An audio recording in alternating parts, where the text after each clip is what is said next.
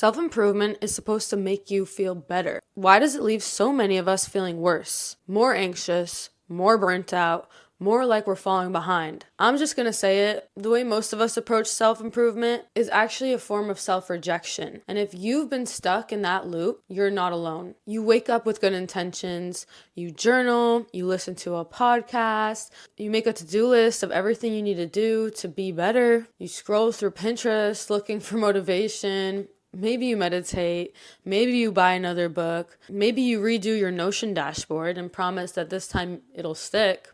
But underneath all of it, you still don't feel like enough. You still feel behind because so many of us are using growth as a way to validate our worth instead of starting from the truth that we already are worthy. That's where the pressure begins.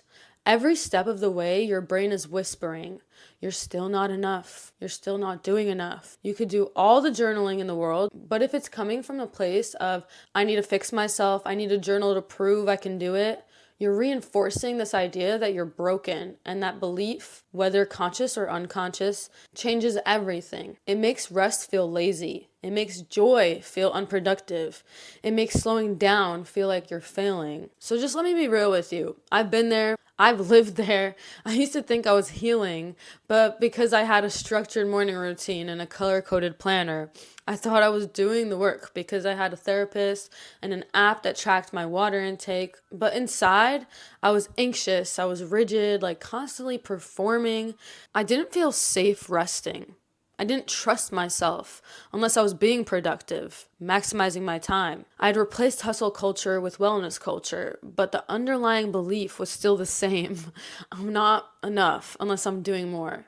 I remember one day specifically, I had done my whole routine, meditation, lemon water, journaling, and a workout. And still by 10 a.m., I felt hollow, like none of it landed. Like I was just going through the motions to keep up the appearance of healing. And that's when it hit me. The problem wasn't the routines. It wasn't the tools. It was the energy I was bringing to them.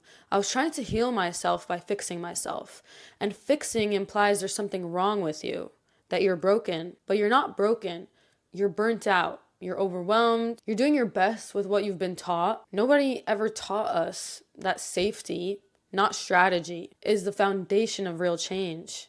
We're conditioned to believe that transformation comes from pressure, that if we just push a little harder, we'll finally arrive. But here's what I've learned. Pressure might create movement, but it doesn't create peace. And what most of us are actually craving isn't real productivity, it's peace. It's the ability to wake up and feel okay with who you are, even if you didn't check every box on your to-do list the day before.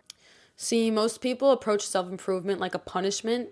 Wake up earlier, do more, be better, fix your flaws, become someone new. But what if the real transformation happens when you just slow down? When you meet yourself in the middle of the mess and say, I see you.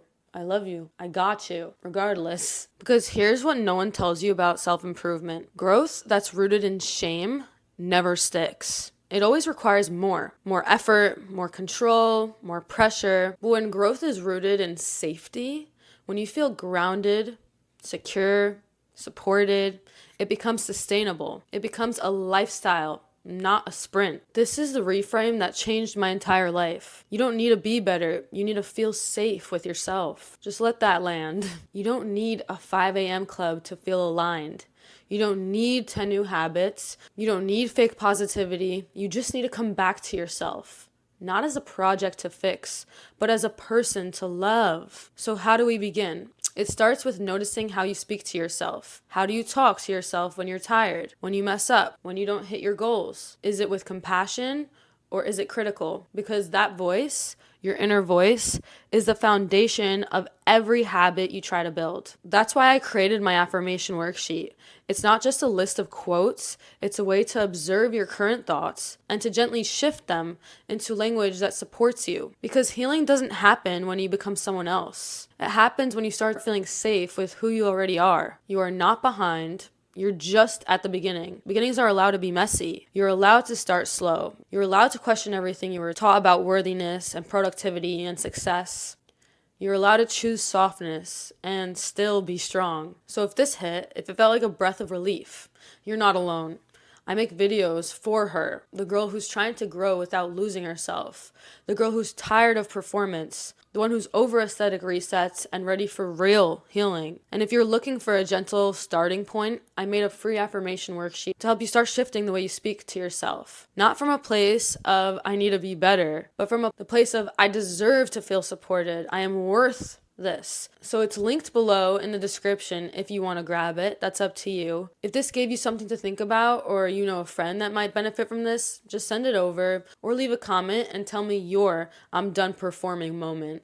I'd love to talk about it with you. And if you have any questions, as always, you can DM me or reach out, because real self-improvement isn't about becoming someone new. It's about remembering who you were before the world told you you had to earn your worth. You're not behind.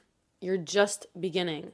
And that beginning starts when you stop fixing and start actually listening. You would never tell someone that their baby needs to earn their worthiness in this world. And you are still that baby. You're just a little more grown up now. So always remember to take deep breaths, live with kindness, compassion, and unconditional self-love.